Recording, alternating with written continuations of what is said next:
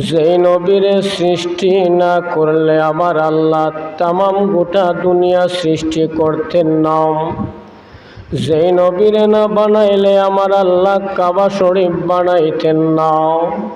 যেই নবীরে না বানাইলে আমার আল্লাহ মদিনা শরীফ বানাইতেন না। যেই নবীরে না বানাইলে আমার আল্লাহ গাউসুল আজম রে বানাইতেন না। যেই নবীরে না বানাইলে আমার আল্লাহকে আমি আল্লাহই তো প্রকাশ প্রসাদ হইতাম না।